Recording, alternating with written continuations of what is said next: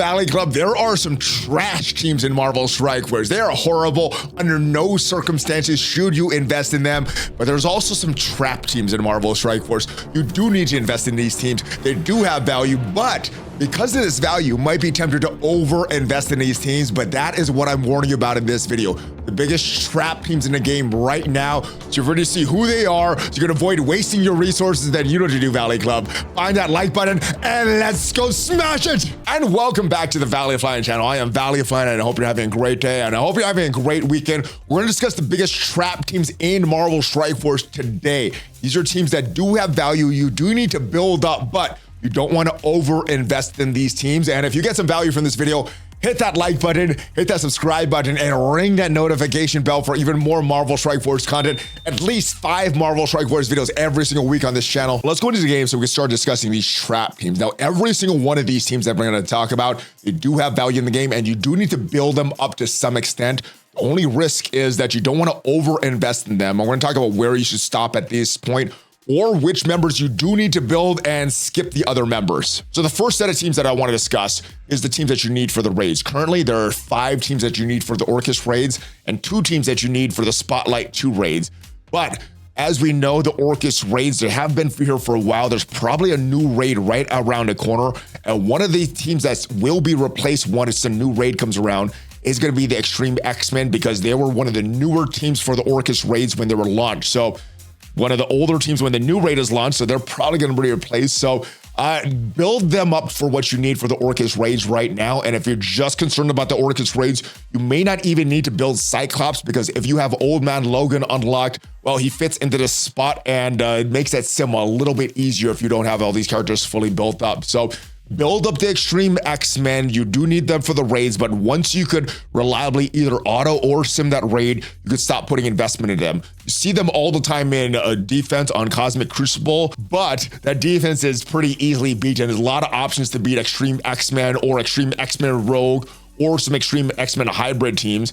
And you got a lot of options to beat this team in War. So not a lot of value in Crucible, not a lot of value in War, and their value in raids will diminish once the next raid comes around. So yeah, Extreme X-Men, they are a trap team that you don't want to over-invest in. Now, with that said, once the new raid comes around, I still see Nightcrawler having value. I'm using him on offense in Cosmic Crucible right now. The rest of the Extreme X-Men are on defense. So once the new raid comes around, I do see Nightcrawler fitting in a lot of hybrid teams, but the rest of this Extreme X-Men, I don't really see moving on for the next raids unless they get a rework down the road. The Hivemind's in a very similar situation as the Extreme X-Men. They're a little older than the Extreme X-Men. They were the bio solution for the Orcus raids, but once the new raid comes around, they're going to be replaced, and this team is going to lose a lot of value. Now, you do see them from time to time on defense in Crucible or one of these characters on offense. I have Void Knight on defense right now. The rest of these Hivemind, I'm not really using them. On defense in Cosmic Crucible, Venom can create a problem if you're pairing him with Super Skrull or other characters. But as a whole, I don't really see a lot of value in building this Hivemind after you're able to beat whatever Orcus raid you're beating, either simming it or autoing it. Venom, you could even replace him in the raids right now with Super Skrull, so there's not really a lot of reason to build Venom. And like Nightcrawler, I see Void Knight having some value moving on. So once the next Orcus raid comes around, or next version of the Green raid comes around, Void Knight, probably you'll still see him on a few hybrid teams, but the rest of this Hivemind probably not having a lot of value. So invest in them for what you need for the Orcus raids right now, but after that, just hold off on building them and start investing in other teams. Now, once the next version of the Orcus raid comes around, if Scopely continues to do what they did for all these previous raids, only replacing 2 teams, which means the Extreme X-Men and Hivemind are going to replace.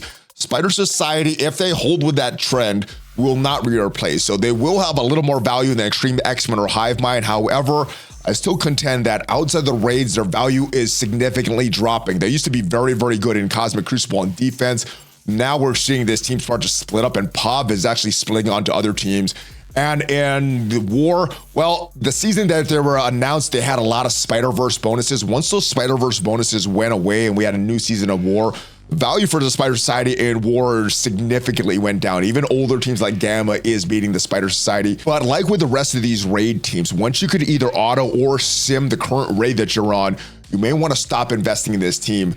Pav, I think, is going to be the one that has value moving on. I thought it would be Peter B, but now I'm seeing what's going on in Crucible, and Pav is going on to some hybrid teams. I think if you invest in one character down the road, Pav and his damage might be the one to do it.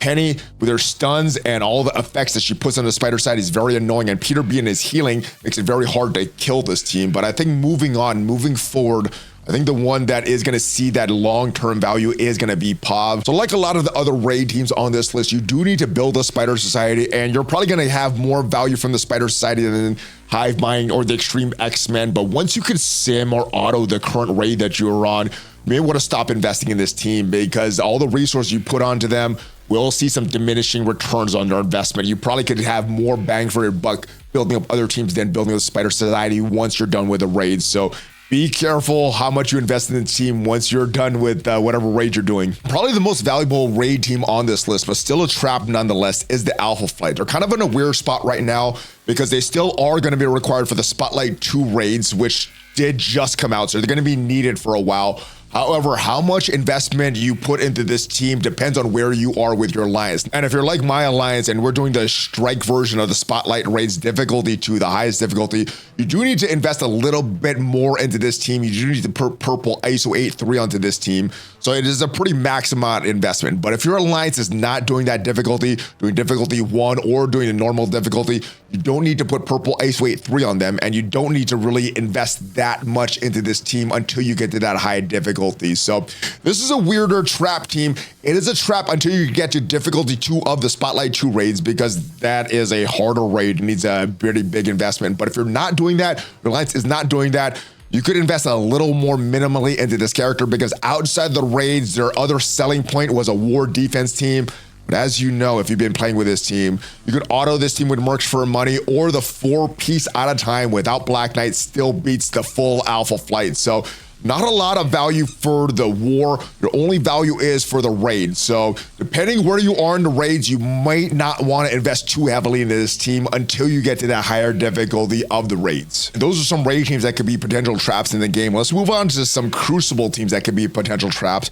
Talking about one of the best Crucible teams at the time of their release, the New Warriors. At the time they were released, they were able to beat pretty much anything in Cosmic Crucible, designed really to beat that Tangled Web team on defense. But since that, it's been a long time since they were released, and they're still one of the best sacrifice teams. You know, you could build them up if you need to clean up something in Cosmic Crucible didn't go right. These are very, very effective. They can still straight up beat a team like Orcus or maybe the Absolute A-Force in Cosmic Crucible. But you're not really seeing a lot of value for this team in War outside of Deathpool, who's also on that mercs for money. You're not really seeing a lot of use for Cloak Dagger, Firestar, or Gwenpool in War. So pretty much just Cosmic Crucible, which you have a lot of other options for, and there are a lot stronger offensive teams in Cosmic Crucible that could beat a lot more teams than the New Warriors can beat. So if you already have them built, I think that's fine. They're going to be a great option for you to clean up teams. But if you don't have the New Warriors built, you weren't around when they were in the meta, I don't think you invest in them at this point and start just investing in the newer teams that are coming up. When the Masters of Evil released, they were also the meta in Cosmic Crucible at the time of their release. However, they have fallen off pretty hard. Absorbing Man, not really used too much anymore. I don't remember even the last time that I used Ultron, and Moonstone hardly even used. I do use Kang, I do use Titania. A lot of times they're very effective when paired with Cabal, so I would still build them up at this point, but investing in Absorbing Man, Ultron, or Moonstone at this point is just not really worth it at all. Masters of Evil never really had huge value in War and zero value in the raids, zero value in Arena, outside of maybe Kang at his release. Not really gonna get a lot of use for the Masters of Evil. So yeah, invest in Kang, maybe invest a little bit in Titania, but don't invest in the rest of these characters because their value has really diminished since their release. And the Superior 6 is also very, very good in Crucible, was meta at the time of their release.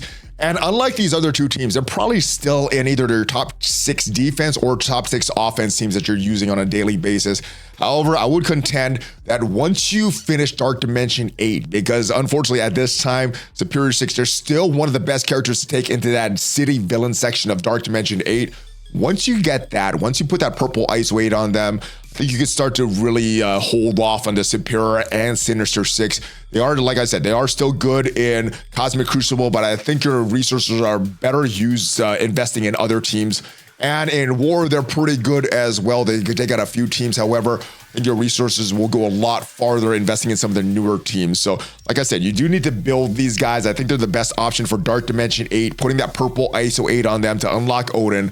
Once you've done that, they're not going to give you as much return as they once did in Cosmic Crucible and War, so you may want to hold off what you're investing in this Superior Six. Moving on to some War teams, we'll start with one of the newest War teams in the game, the Mighty Avengers. And when I'm talking about the Mighty Avengers, I'm particularly talking about Vision, Scarlet Witch, and Invisible Woman, because Hercules and Falcon, not only are there Mighty Avengers, also Uncanny Avengers, which you need to build for the raid. So Hercules you need to build, Falcon you need to build, but it's very questionable about how many resources you put into Vision, Scarlet Witch, and Invisible Woman, because all their main value is going to be is for War. Now, if you're into War, you might not want to underinvest in this team. You might want to overinvest in this team if you really like War. Now, as far as their performance in War, it's going to be very similar to another team that had one brand new character and 4 reworked characters, like the Underworld. So they were very, very good in War. Some people still use them in War, but they weren't capable of taking out the top end meta defenses at the time of release. Very similar to what you could expect from the Mighty Avengers. So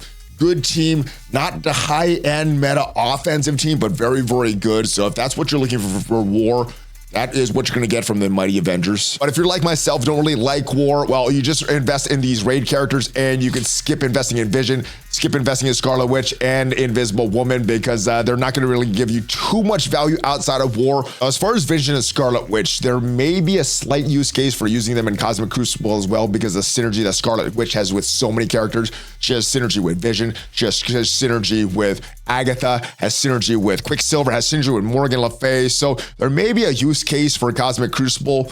But if you have your Cosmic Crucible defenses set and you're only investing in the raids and not really caring about War, well, invest in Hercules, invest in Falcon, and then just skip the rest of these characters. The final team I want to mention for this video is the Hand team. Now, the main reason you may want to invest in this team is for the memes and to make one of your alliance mates laugh, because Hand has been a bad team for a while, but I see a lot of people potentially investing in this team just to make other people laugh, particularly because of Nobu. He's been such a bad character for a while, but his passive, it does revive characters, has a chance to revive characters, and he's one of these characters that even when he's dead, he still has a chance to trigger his passive. So his passive, after he dies, might bring himself back to life, might bring one of these other characters back to life.